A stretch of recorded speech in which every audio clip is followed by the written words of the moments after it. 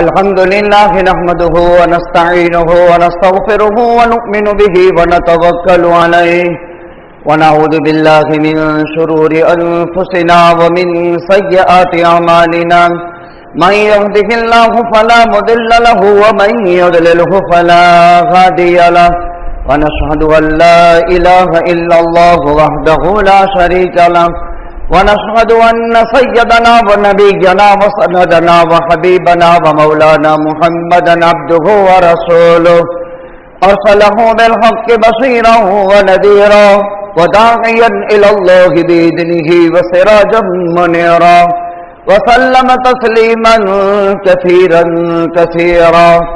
قال الله تبارك وتعالى في الكلام المجيد والفرقان الحميد: أعوذ بالله من الشيطان الرجيم. بسم الله الرحمن الرحيم.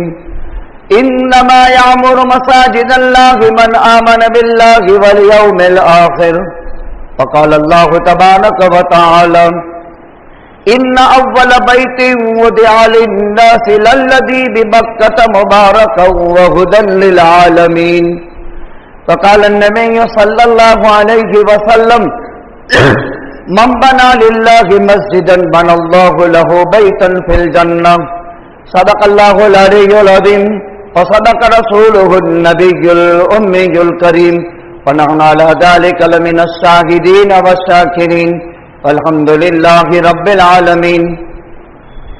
گرامی قدر واجب الاحترام بزرگ اور دینی بھائیوں، قرآن مقدس کی آیت کریمہ دو الگ الگ مقامات سے اور نبی کریم صلی اللہ علیہ وسلم کے احادیث میں سے ایک مختصر روایت آپ حضرات کی خدمت میں پڑھ کر کے سنایا ہے،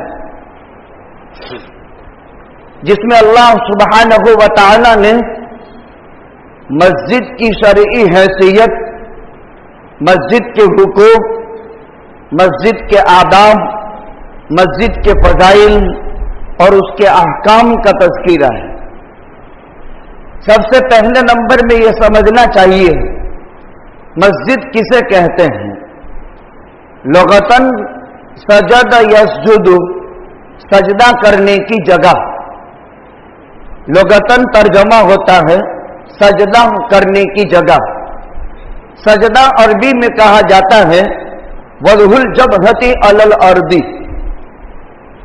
عربی میں سجدے کی تعریف یہ بیان کی ہے وضع الجبہۃ علی الارض، انسان کا اپنی پیشانی کو زمین کے ساتھ لگا دینا، زمین پر رکھ دینا.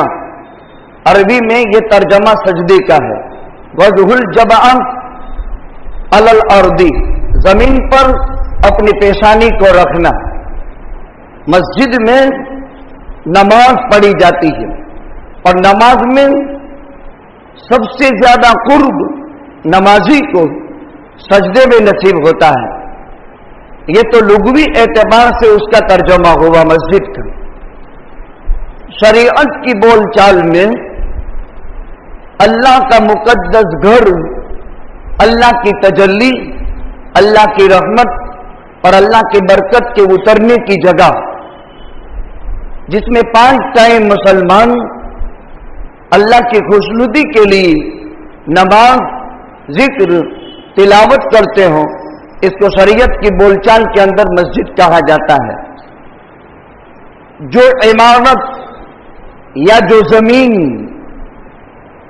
مسلمان نے تعمیر کر کے یا زمین کا جو حصہ اپنی ملکیت سے نکال کر لوجہ اللہ، اللہ کی خوشنودی کے لیے اور مسلمان قوم کی نماز کی ادائیگی کے لیے جو قطعہ اور زمین کا ٹکڑا اپنی ملکیت سے نکال کر اللہ کے لیے وقف کر دیا اور عام مسلمانوں کو اس میں نماز کی اجازت عامہ ہو گئی اور ایک وقت کی نماز اس میں ادا کر لی گئی، تو یہ 7 زمین کے نیچے اور 7 آسمان کے اوپر تک یہ مسجد ہے. اب یہ اللہ کا گھر ہو گیا. ان المساجد للہ فلا تدعوا مع اللہ احدا. ساری مسجدیں اللہ کے لیے ہیں، اللہ کے علاوہ کو ان مساجد کے اندر پکارنا جائز نہیں. یہ تو لغتاً اور اصطلاحاً شریعت کی بول چال میں مسجد کسے کہتے ہیں اس کا ترجمہ ہو گیا۔ حضرت سیدنا غوث العظم شیخ عبد القادر جیلانی پیران پیر بڑے پیر صاحب رحمۃ اللہ علیہ نے فرمایا، مسجد کہا جاتا ہے اللہ کے نور کے نازل ہونے کی جگہ، اللہ کی تجلی کے اترنے کی جگہ، اللہ کی رحمت کے اترنے کی جگہ کو مسجد کہتے ہیں۔ اور اللہ تعالیٰ کا یہ ضابطہ ہے، اللہ کے نور کی تجلی لوح محفوظ میں ہے، اور لوح محفوظ سے اللہ کے نور کی تجلی دنیا میں کعبۃ اللہ کی چھت پر اترتی ہے، اور کعبۃ اللہ اللہ کے تجلی کا سرزمین میں مین پاور ہاؤس ہے۔ کعبہ پورا یہ اللہ کی تجلی کا مین پاور ہاؤس ہے، اور اللہ کی تجلی لوح محفوظ سے سیدھی بیت المعمور سے کعبۃ اللہ میں نازل ہوئی، اور کعبۃ اللہ نے اس کو محفوظ کیا۔ پھر یہاں سے پوری دنیا کی وہ مساجد جس میں مسلمان 5 وقت نماز کے لیے آتے ہیں، جس کو شرعی مسجد کہا جاتا ہے، بیت اللہ سے اللہ کے نور کی تجلی ان مساجد میں سپلائی ہوتی ہے، ان مساجد میں تقسیم ہوتی ہے۔ گویا کہ کائنات کے چپے چپے کونے کونے میں 2 مقتدی کی نماز کی مسجد ہو یا بہت بڑی مسجد لاکھوں انسانوں کی، دنیا میں ایسی بھی مسجدیں ہیں جس میں صرف 2 ہی آدمی نماز پڑھ سکتے ہیں، ایک امام اور ایک مقتدی۔ یہ مسجد بھوپال میں ہے، جو اسلامی اسٹیٹ تھا، اور نواب نے توپ پھوڑنے والے اور سائرن بجانے والے کے لیے ایک مسجد بنائی تھی، اور اس کو عام طور پر ہسٹری میں 2 سیڑھی والی مسجد بولتے ہیں، وہ ہم دیکھ کر آئے۔ اسی بھوپال میں ایک تاج المساجد ہے، جو بہت بڑی مسجد ہے، جہاں عام طور پر عالمی اجتماع پہلے ہوا کرتا تھا، بہت بڑی مسجد ہندوستان میں۔ تو اس شہر کی خصوصیت یہ ہے کہ دنیا کی بہت بڑی مسجد ہندوستان لیول کی بھی وہاں ہے، اور صرف 2 آدمی نماز پڑھتے ہیں، ایک امام اور ایک مقتدی۔ اس سے اندازہ ہوتا ہے کہ نواب حضرات کی علم دوستی، ان کی درستگی رائے، اور جب یہ صالح اور نیک تھے تو ان میں عبادت کا کتنا اہتمام اور اللہ کا تقوی اور خوف کتنا، کہ توپ پھوڑنے والا، ایک روزہ افطار کرانے کا سائلن بجانے والا، اس کی بھی جماعت کی نماز چھوٹنی نہیں چاہیے، اس لیے اس کے لیے مستقل مسجد بنا دی، اور آج وہ مسجد موجود ہے اور اس میں برابر نماز ہو رہی ہے، ایک امام اور ایک مقتدی۔ یہ مسجد 100% آباد ہے، جس کے نمازیوں کی تعداد 2 ہی ہے، 3 نہیں ہو سکتی۔ خیر، اس پر مجھے یاد آ گیا کہ اللہ کی رحمت کے نازل ہونے کی جگہ، اللہ کی تجلی کا مرکز بیت اللہ سے یہ نور تقسیم ہوتا ہے، یہ تجلی تقسیم ہوتی ہے اور رحمت تقسیم ہوتی ہے دنیا کے چپے چپے کونے کونے میں۔ جہاں مسجدیں بنی ہوئی ہیں وہاں اللہ کا نور تقسیم کیا جاتا ہے ان مساجد میں بیت اللہ سے۔ پھر جو حضرات اپنے اپنے محلوں کی مسجدوں میں 5 وقتہ نماز کے لیے تشریف لاتے ہیں تو وہ اللہ کے نور کا حصہ لے کر کے گھر جاتے ہیں، اور جو مسلمان 5 وقتہ نماز کے لیے مسجد میں نہیں آتے تو ان کے گھر میں نور کا، رحمت کا اور برکت کا کوئی حصہ تقسیم نہیں ہوتا۔ خیر، اللہ تعالیٰ نے جب زمین بنانا چاہا، اس سے پہلے زمین پانی کا پرپوٹا تھی۔ پوری کائنات میں جب اللہ نے زمین بنانا چاہا تو پہلے زمین نہیں تھی، پانی ہی پانی تھا۔ جب اللہ زمین بنانا چاہتے تھے، قرآن میں تفسیر میں لکھا ہے ان اول بیت وضع للناس للذی ببکۃ مبارکا وہدی للعالمین فیہ آیات بینات مقام ابراہیم ومن دخلہ کان آمنا وللہ علی الناس حج البیت من استطاع الیہ سبیلا۔ اس میں اس کی مکمل تاریخ لکھی ہے۔ جب اللہ نے زمین بنانا چاہا تو بیت اللہ جنت سے سرخ یاقوت کی اینٹ اتاری، जन्नत से सुर्ख याकूत की ईंट उतारी और उस जगह रखी जहां बैतुल्लाह है। इसीलिए पूरी कायनात का अव्वल आलम, पूरी कायनात का आखिर आलम और पूरी कायनात का वस्ते आलम अल्लाह ने मक्का को बनाया। इसके चारों तरफ शिमाल, जुनूब, पूरब, पश्चिम दुनिया फैली हुई है और पूरी कायनात की जमीन का हार्द, पूरी कायनात की जमीन का दिल, पूरी कायनात की जमीन की रूह वो जगह है जहां बैतुल्लाह की बुनियाद डाली गई है। इससे पहले कायनात में जमीन नहीं थी, तो पूरी कायनात की जमीन का हार्द और दिल जहां वाक़े है वो मक्का मुकर्रमा है और जिस जगह में वाक़े है वो बैतुल्लाह है। तो बैतुल्लाह से जन्नत से सोने की ईंट उतारी गई और बैतुल्लाह की जगह रखी गई। जब वहां कुछ ऊंचाई हुई तो खसो खासा जमा होना शुरू हुआ। जहां टीला होता है पानी में तो कचरा जमा होता है। इस तरह कायनात की जमीन को खुदावंद कुद्दूस ने बनाया। दूसरी बात, यह बैतुल्लाह की बुनियाद डाली गई और बैतुल्लाह की बुनियाद में जन्नत की सुर्ख याकूत की ईंट उतारी गई। फिर कायनात की जमीन बन गई। इंसानों के बसेरे से पहले और कायनात की जमीन के बसेरे की मखलूकात से बसेरे से पहले जिस चीज की जरूरत थी वो मस्जिद थी। मुस्लिम आबादी के तनासुब से मुसलमानों की इत्तेहादी ताकत को बरकरार करने के लिए जिस सोसाइटी में मुसलमान आबाद होने वाले हैं, जिस सोसाइटी के अंदर इनकी सुकूनत इख्तियार करने वाले हैं, वहां की बुनियादी जरूरत मस्जिद है। अगर उस सोसाइटी में मस्जिद है तो पूरी सोसाइटी आबाद हो जाती है और अगर उस सोसाइटी में मस्जिद नहीं होती है तो वो सोसाइटी जल्दी आबाद नहीं होती। कायनात की जमीन की सोसाइटी को खुदावंद कुद्दूस ने बनाया, लेकिन सबसे पहले अपने घर की बुनियाद डाली।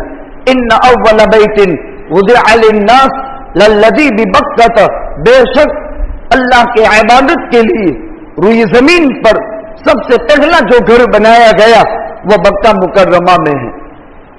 अल्लाह ताला ने कुरान में स्पष्ट कर दिया, बेशक अल्लाह के इबादत के लिए रूई जमीन पर सबसे पहला अल्लाह का जो घर बनाया गया वो मक्का मुकर्रमा में है। आयातुन बय्यिनातुन मकाम इब्राहीम, इसमें अल्लाह ताला की कुदरत की बहुत बड़ी बड़ी निशानियां हैं और अल्लाह ताला की कुदरत की मिन जुमला निशानियों में की एक निशानी मकाम इब्राहीम है, आज तक मौजूद है। वो पत्थर है जिस पर खड़े रहकर हजरत इब्राहीम अलैहिस्सलातु वस्सलाम बैतुल्लाह की तामीर कर रहे थे, जिसका बयान कुरान में है। वही यरफउ इब्राहीमुल क़वाइद मिनल बैति व इस्माईल रब्बना तक़ब्बल मिन्ना इन्नका अंतस समीउल अलीम।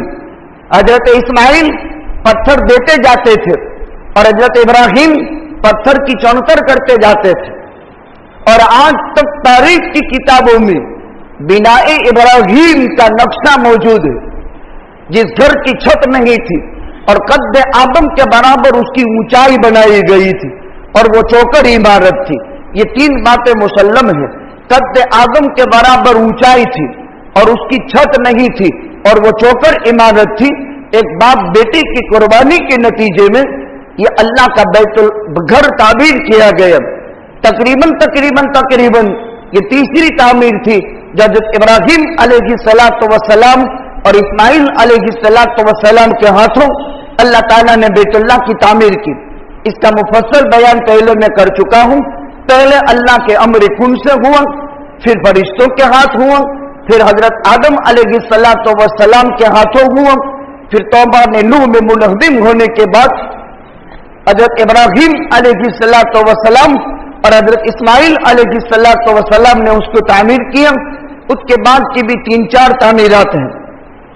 यहां सिर्फ इतना अर्ज करना चाहते हैं कि रूए जमीन पर अल्लाह के इबादत के लिए सबसे पहला घर जो बनाया गया बैतुल्लाह, वह मक्का मुकर्रमा में बनाया गया। दुनिया की इसके बाद की दूसरी मस्जिद वह मस्जिद अक्सा है जो बनाई गई। नबी करीम सल्लल्लाहु अलैहि वसल्लम से पूछा गया दोनों के दरमियान में कितना फासला है? फरमाया 40-50 साल का फासला है। जो हजरत सुलेमान अलैहिस्सलाम ने तामीर की थी, जो शाम में बैतुल मुक़द्दस में हैकल सुलेमानी के नाम से मस्जिद बैतुल मुक़द्दस है, ये दुनिया के दूसरे नंबर की मसाजिद के अंदर इसका शुमार किया जाता है। 3 मस्जिदें बड़ी बाबरकत हैं। नबी करीम सल्लल्लाहु अलैहि वसल्लम ने फरमाया ला तुसद्दुर रिहाल इल्ला इला सलासति मसाजिद, किसी भी मस्जिद में इबादत की गर्द से मुस्तकिलन सफर नहीं, लेकिन दुनिया की 3 मसाजिद के लिए सफर किया जा सकता है। एक मस्जिद हराम, एक मस्जिद नबवी सल्लल्लाहु अलैहि वसल्लम और एक मस्जिद अक्सा। मुसलमान समाज और माशरे में मस्जिद की हैसियत क्या होती है और मुसलमानों पर क्या हुकूक मस्जिद के हैं? देखिए, मस्जिद से दीन में 5 मरतबा अल्लाह का मुनादी मुअज्जिन निदा देता है, जिसमें अल्लाह की तकबीर, शहादतैन का इकरार और नमाज की दावत, फिर अल्लाह की तकबीर और आखिर में कलमा शहादत पर बात खत्म होती है। एक दिन में 5 मरतबा निदाए इब्राहिमी एक अजान के जरिए से इत्तला दी जाती है। गोया के दुनिया के मसाजिद अल्लाह की तौहीद के परचम को आम करने के लिए और पैगंबरों की रिसालत के परचम को फैलाने के लिए, इससे बड़ी दावत वहदत व तौहीद का और कोई दुनिया में मरकज नहीं हो सकता। गोया के मसाजिद अल्लाह ताला की दावत तौहीद का और दावत का सबसे अजीम सेंटर है, जहां से दिन में 5 मरतबा अजान दे करके मुसलमानों को दावत नमाज दी जाती है। मुसलमानों की जिम्मेदारी है कि मोहल्ले की जो मस्जिद है, इसमें 100% मोहल्ले के तमाम बालिग मर्द 5 वक्ता नमाजें बाजमात अदा करे। फजर से लेकर ईशा तक 5 फर्ज नमाजें, फजर, जोहर, असर, मगरिब, ईशा, ये 5 फर्ज नमाजें बाजमात अजान होते ही मस्जिद के अंदर अदा करने की कोशिश करे। उसके अलावा 4 नफल नमाज है, तहज्जुद है, इशराक है, चाश्त है, अवाबीन है, वो घरों में पढ़ी जा सकती है। सुनने बादिया जो फर्ज के बाद रखी गई है, वो भी घरों में अदा की जा सकती है। अलबत्ता फराइज की अदायगी के लिए मस्जिद और मस्जिद की जमात का एहतमाम करना चाहिए। अगर मुसलमान महल्ले में बालिग अफराद है और मस्जिद का जो हिस्सा सजदे से खाली रहता है, इबादत से खाली रहता है, तो वो हिस्सा बारगाह खुदाबंदी में अगर 5 टाइम खाली रहा तो 5 मरतबा बद्दुआ करता है, ए बारी ताला, जिस तरह नमाज न पढ़कर इस मुसलमान मोहल्ले ने हमें वैरान किया, तू भी इनके घरों को वैरान और बर्बाद कर दे। अगर एक दिन में 5 मरतबा बालिग मर्द बिना किसी उद्र शरई के नमाज छोड़ता है, तो इस मस्जिद से दिन में 5 मरतबा बद्दुआ निकलती है। जहां जहां दुनिया में उथल पाथल हो रहा है, मुल्क हिंदुस्तान में जो हालात पैदा हो रहे हैं, इस पर व्हाट्सएप के अंदर, ट्विटर में बहुत कुछ लोग लिखते हैं, लेकिन बुनियादी बातें जिस पर नफ्स और शैतान दूसरी तरफ हमें रहनुमाई कर रहा है, उसके बजाय असल जो चीज है, जो इल्लत सहीहा है और जिसकी तलाफी करने से नुकसान की भरपाई हो सकती है, वह मस्जिद की बद्दुआ से भी बचना जरूरी है। अगर मुस्लिम समाज और मुसलमान महाशरा मोहल्ले के तमाम बालिग मर्द दिन में 5 मरतबा अपने मोहल्ले की मस्जिद के अंदर जमा हो जाते हैं और मोहल्ले की मस्जिद में 5 टाइम की नमाज बाजमात अदा करते हैं, तो ये मस्जिद दुआ देती है, ऐ अल्लाह, जिस तरह नमाज से, जिक्र से, तिलावत से, दुआ से, इस्तिग़फ़ार से मुझे आबाद किया, تو بھی ان مسلمانوں کے محلات کو آباد فرما۔ اللہ کے پیغمبر صلی اللہ علیہ وسلم ہجرت فرما کر جب مدینہ المنورہ تشریف لے گئے، آپ جمعہ کے دن جہاں پہنچے تھے وہاں بنیاد ڈالی مسجد جمعہ کی۔ پھر جب آپ حضرت ابو ایوب انصاری کے مکان میں ٹھہرے اور مسجد نبوی کی بنیاد ڈالی، دو بچوں کی زمین جو بلا عوض دے رہے تھے آپ نے عوض دے کر اس کو قبول کیا، اور مدینہ المنورہ کے اندر تقریباً یہ تیسری مسجد تھی، اس سے پہلے دو مسجدوں کی بنیاد ڈال دی گئی تھی۔ جب مسجد نبوی تیار ہوئی، شروع میں کچی تھی، اس کا چھت بھی کھجور کے درخت کے پتوں سے ساجا گیا تھا، اور پلر جو بنائے گئے تھے وہ بھی کھجور کے درخت سے کھڑے کر دیے گئے تھے، جیسے ہمارے یہاں ناریلی ہوتی ہے اس کے مشابہ یہ درخت ہے، جیسے اس کی تمام چیزیں کام آتی ہیں اس کی تمام چیزیں کام آتی ہیں۔ اسی میں حنانہ کا قصہ بھی پیش آیا تھا، استوانہ حنانہ، وہ کھجور کا درخت تھا جس پر اللہ کے پیغمبر صلی اللہ علیہ وسلم جمعہ کے دن ہاتھ رکھ کر کے نماز جمعہ سے پہلے خطبہ ارشاد فرماتے تھے۔ وہی حنانہ، اس کا استوانہ حنانہ کہتے ہیں، جو مسجد کے داخل میں تھا، اور آج تک اس نام سے اگرچہ وہ کھجور کا درخت نہیں لیکن ایک پلور کھڑا ہے اور اس کو استوانہ حنانہ کہا جاتا ہے۔ پہلے کچی مسجد تھی، چھوٹی تھی، کھجور کے درخت سے پاک دی گئی تھی، پھر اس کی تعمیر ہوتی رہی جس کی ایک لمبی تفصیل ہے۔ آقا نے مدینہ المنورہ میں تشریف لے جا کر مسجد نبوی سے اپنے کام کی بنیاد ڈالی۔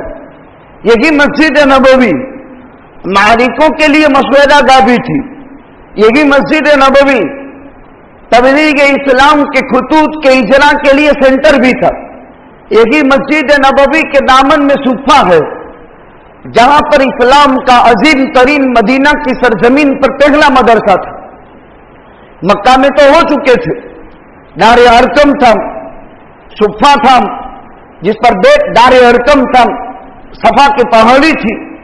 یہ دنیا کے مساجد مدارس کی ترتیب میں اس کی ایک تفصیلی رپورٹ ہے، اور دنیا کے مدارس میں سب سے پہلا مدرسہ اسلام کی تاریخ میں آقا کی امت میں، آقا کے زمانہ دعوت و رسالت کے بعد مکہ مکرمہ میں دار ارقم تھا، پھر وہ صفا جہاں سے صحیح کی ابتدا ہوتی ہے اس کی پہاڑی تھی، اور آج تک صفا کی پہاڑی میں خداوند قدوس نے وہ جاذبیت رکھی ہے، وہ صلاحیت موجود ہے کہ علم کا کوئی بھی گنجلک اور مشکل مسئلہ جس کا حل نہ ہو اور صفا پر بیٹھ کر کے اس کا اسٹڈی کیا جائے تو وہ حل ہو جاتا ہے۔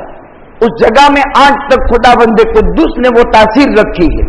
حضرات صحابہ کرام یہاں بیٹھ کر کے دیر تک پڑھا کرتے تھے، جب اس کا چاروں طرف سے بند نہیں کیا تھا شیشے سے اور کھلا تھا، لوگ اس پر چڑھتے تھے، بیٹھتے تھے، اور باضابطہ آدھا آدھا دن 6-6 گھنٹے 8-8 گھنٹے 12-12 گھنٹے اپنے اپنے مشکل علمی مسائل کے حل کے لیے یہاں بیٹھ کر کے تدبر اور تفکر کر کے اس مسئلے کا حل اس مقدس مقام کی برکت سے نکال لیا کرتے تھے، جب میں اس کے چاروں طرف شیشہ لگا ہوا نہیں تھا۔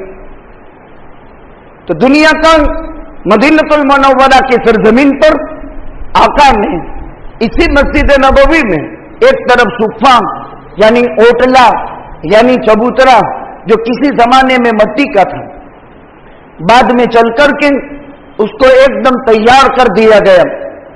آج بھی اگر آپ مدینہ تشریف لے جائیں تو صفہ کا جو حصہ ہے چھوٹا سا جس پر کمرہ نہیں ہے، اوٹلا نما ہی ہے، آج بھی اوٹا ہی ہے، وہ اس کو کمرہ نہیں بنایا گیا، اور وہ اوٹا سب سے ختم نہیں کیا گیا، صفوں کی ترتیب میں ہے، اور نماز جیسے نیچے ہوتی ہے اوٹلے پر بھی ہوتی ہے، اس کو ختم نہیں کیا گیا۔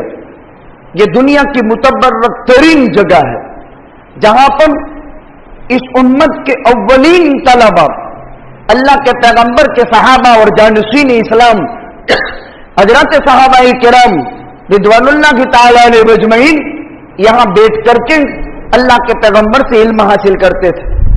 गोया के मस्जिद नबवी का ये हिस्सा इस्लाम का मदीनतुल मुनव्वरा के अंदर पहले नंबर का मदरसा था। यहां कौन थे? हजरत अबू हुरैरा, मुख्तलिफ मकामात से तशरीफ लाने वाले हजरात मुहाजिरीन सहाबा की ये कयामगाह थी। जो मुहाजिरीन सहाबा थे उनकी ये कयामगाह थी। यहां पर बैठकर आका की सोहबत में रहकर इल्म हासिल करते थे, जिनमें जलीलुल कद्र नाम हजरत अबू हुरैरा रज़ियल्लाहु ताला अन्हु का है। और वो टाइम था जब मक्का से हिजरत करके मदीना आए थे। अंसार मदीना के हालात भी इतने अच्छे नहीं थे। अल्लाह के नबी ऐलान करते थे, जिसके साथ दो का खाना हो तीसरा इनमें से किसी एक को ले जावे, जिसके घर में तीन का खाना हो चौथा इनमें से किसी एक को ले जावे। ये निजाम चलता था। और जब किसी के पास बंदोबस्त नहीं होता था, हजरत अबू हुरैरा अल्लाह के पैगंबर से चिपकते रहते थे, आपसे दूर होना पसंद नहीं करते थे, भूख बर्दाश्त करते थे और भूख से गशी से बेहोश होकर के गिर जाते थे। और उस जमाने में इलाज ये होता था, यहां गर्दन पर पैर रखकर हिलाया जाता था, तब हुरैरा को होश आता था। इस उम्मत का मुक्सिरीन फिल अहादीस नबविया में पहले नंबर का रावी है। 5674 रिवायतें उम्मत तक अबू हुरैरा के रास्ते से आई है। 5674 हदीसें, 5674 रिवायतें। एक सहाबी रावी है अबू हुरैरा, बहुत हासिल किए, भूख की वजह से गशी काकर के गिर जाते थे।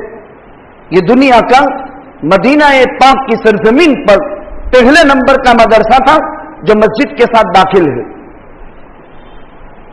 आज के हमारे जमाने में हजरत जी मौलाना इनामुल हसन साहब नव्वरल्लाहु मरकदहू की रहलत के बाद पहले हजरत जी मौलाना मोहम्मद इलियास साहब, हजरत जी मौलाना मोहम्मद यूसुफ साहब, फिर हजरत जी मौलाना इनामुल हसन साहब, इनके बाद शूरा हो गई। तीनों अल्लाह को प्यारे हो गए। काम के बानी मबानी उसूल और ज़ाब्ते कुरान से रिसर्च करके पूरी दुनिया में कामयाब हुआ। फिर एक मस्जिदवार जमात बनाई गई, इसका नाम मस्जिदवार जमात। अब कोई हजरत जी नहीं, ये तीनों की तरतीब पूरी हो गई तो एक शूरा बन गई और हर मस्जिद के अंदर एक जमात बनी।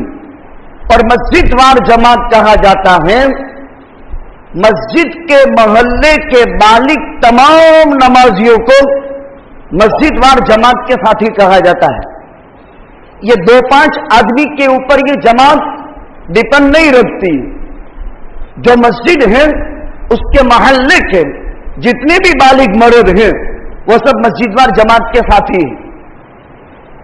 आखिर क्या वजह थी कि हमारे इन अकाबिर और असलाफ ने जो इस्लाह के काम के बानी मबानी थे, जब वो दुनिया से रुखसत हो गए और उनकी फैज़ और सोहबत याफ्ता तबके ने फिर इस काम को जिनके कंधों पर डाला वो मस्जिदवार जमात।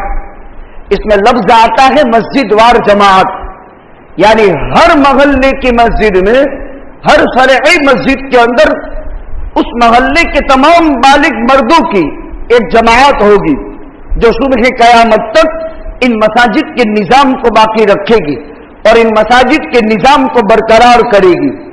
गोया के मोहल्ले के बालिग तमाम मर्द इस मोहल्ले की मस्जिद के जिम्मेदार हजरात करार दे दिए गए। मैंने उसूल से लेकर के आज तक मसाजिद मुसलमान इंसानों के जहन में और मुसलमान के कल्ब जिगर में एक हार्ड की हैसियत रखता है और 7 आसमान तक और 7 जमीन तक यह मस्जिद ही शुमार होती है, उसके अलावा कोई नहीं। हमें अल्लाह ताला ने इस्लामी समाज दिए, इस्लामी मुआशरा दिए और 100 के आसपास मसाजिद अता फरमाई। وقت کے موجودہ حالات ہم سے یہ تقاضا کرتے ہیں کہ اے مسلمانوں، تم خواب غفلت سے بیدار ہو جاؤ. اب تک جو ہوا سو ہوا.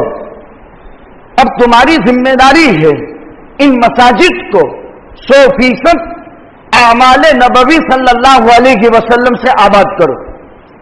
مسلمان معاشرہ اور سماج کا ہر عمل یہ مسجد سے تعلق رکھتا ہے.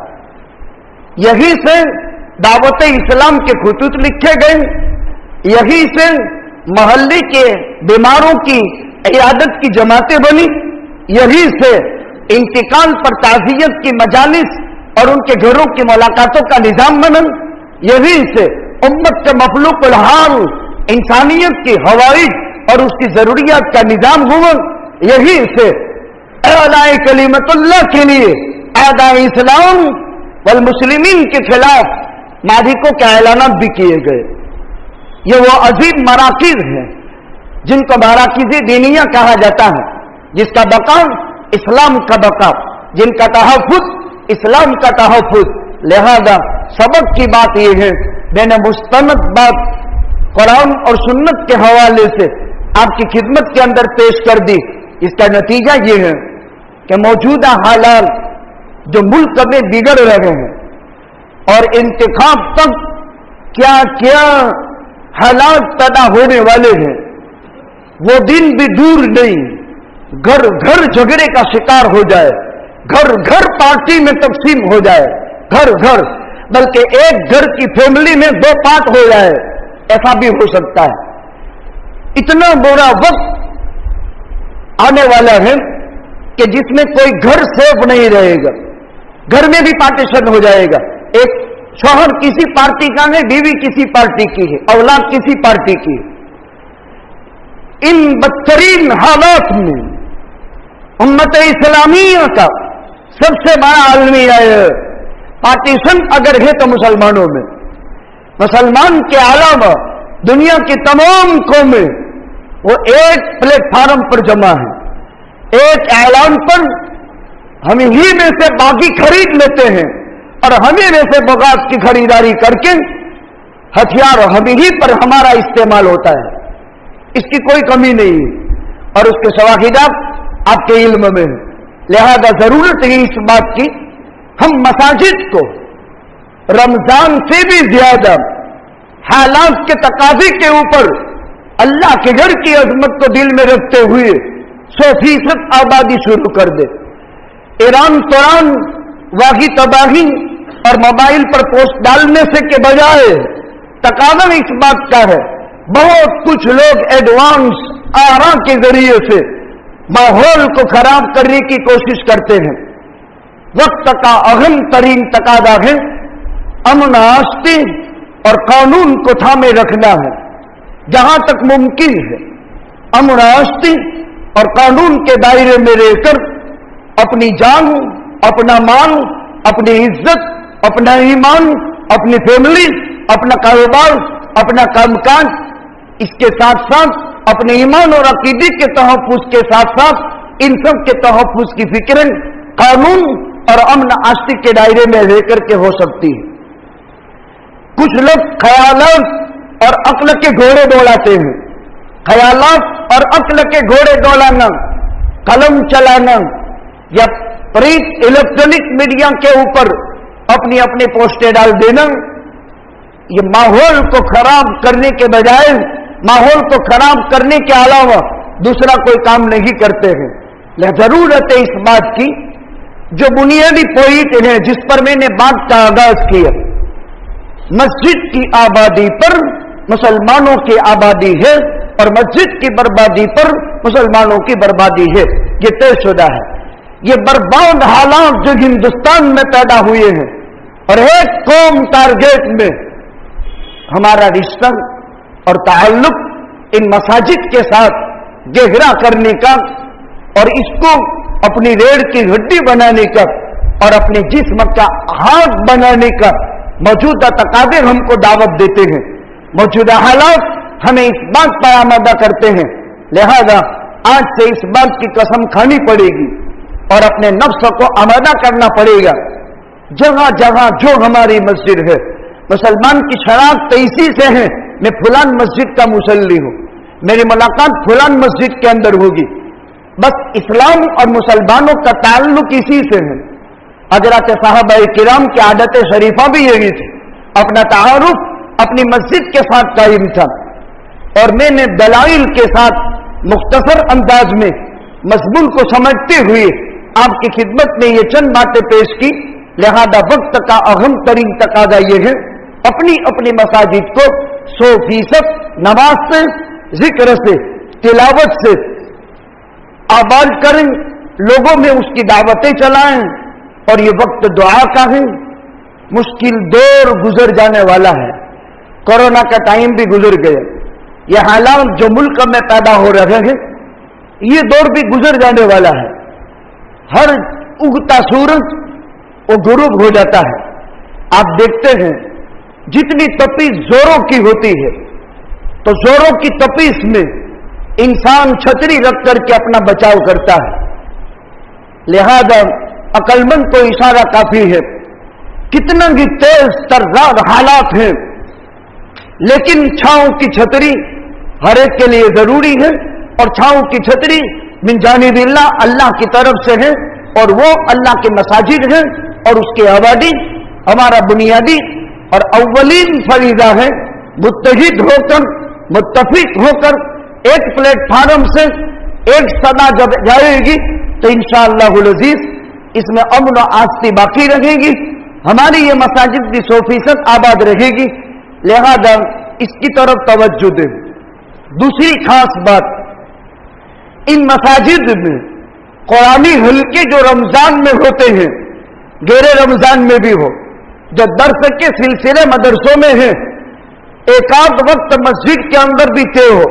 یعنی پوری مسجد 5 فرض نمازوں کے علاوہ کوئی نہ کوئی دینی مشغلہ اس میں ہوتا رہے، اس سے یہ خالی نہ رہے.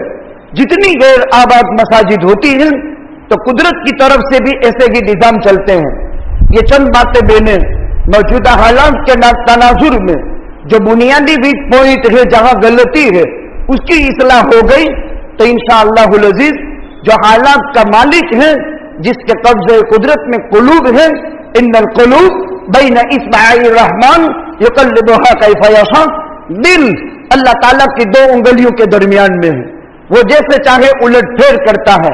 جو اللہ یہ حالات پیدا کر کے مسلمانوں کو اپنی مساجد سے وابستگی کے لیے اللہ تعالیٰ کڑوے کسیلے حالات پیدا کرتا ہے، جب اس کی اصلاح ہو گئی تو انشاءاللہ العزیز وہ نفرت کو محبت میں بدلنے والی ذات بھی وہی ہے، اختلافات کو سمادھان میں بدلنے والی ذات بھی وہی ہے. اللہ سبحانہ و تعالیٰ سے دعا کرتے ہیں مساجد کا احترام برقرار رکھتے ہوئے مساجد کی آبادی کی اللہ تعالیٰ ہم کو جو ہے فکر کرنے کی توفیق عطا فرمائے. دیکھو دنیا میں ایک جگہ مسجد وہ ہے جس کو خوشبوؤں کی دھونی دینے کا حکم ہے. صحابہ کرام میں سے کسی کا لقب مجبر تھا. مجبر کا مطلب یہ ہے وہ صحابی مسجد نبوی کے اندر دھونی دیا کرتا تھا. دھونی دھوارے کی نہیں ہوتی ہے، خوشبوؤں کی دھونی ہوتی ہے. آج بھی حرمین شریفین میں باضابطہ حکومت آدمی منتخب کرتا ہے، ان کو تنخواہ دی جاتی ہے اور وہ مسجد کے اندر 5 وقت خوشبوؤں کی دھونی دیتے ہیں. آپ نے دیکھا ہوگا ظہر کی نماز میں حرم میں امام کا مصلی بدل جاتا ہے، الگ الگ مقامات پر مصلی ہوتے ہیں. لیکن آپ نے اگر نوٹ کیا ہو، ہم نے آنکھوں سے دیکھا ہے، مطاف میں مقام ابراہیم کے پاس جب مصلی آتا ہے تو پہلے وہ جگہ دھوئی جاتی ہے، پھر اس میں گلاب کا پانی سے دھویا جاتا ہے، پھر اس میں اعلیٰ قسم کی خوشبوئیں چھڑکی جاتی ہے، پھر امام کا مصلی ان کے محافظ دستہ لے کر آتا ہے اور پھر وہ مصلی خوشبوؤں سے سجایا جاتا ہے، اور پھر وہ مصلی اٹھانے والا اس کا تنخواہ صرف مصلی بچھانے کی اور مصلی اٹھانے کی، اور وہ خوشبو کی دھونی دینے والے کی صرف تنخواہ ایک کام کی. اس میں 3 قسم کے تنخواہ دار ہیں، ایک صفائی کرنے والا، ایک مصلی بچھانے والا، ایک مصلی اٹھا کر کے لے جانے والا. یہ ہے مسجد کی حیثیت. اور اس طرح نظام کیا جاتا ہے. لہذا ان مساجد کو خوشبوؤں کی دھونی سے آراستہ پیراستہ کیا جائے، ان کی مکمل صفائی کا نظام کیا جائے. یہ دربار شہنشاہ خداوندی ہے، اور اس کو جتنا منزہ اور مبرہ کیا جائے گا اتنا ہی عالم اسلام خوشحال زندگی گزارے گا. اللہ سبحانہ و تعالی ہم میں سے ہر ایک کو اپنی اپنی مسجد سے اپنے جسم کا ہارڈ سمجھ کر تعلق پیدا کرنے کی اور اس کو 100% اعمال مسجد نبوی صلی اللہ علیہ وسلم سے آماد کرنے کی توفیق عطا فرمائے. وآخر دعوانا الحمدللہ رب العالمین.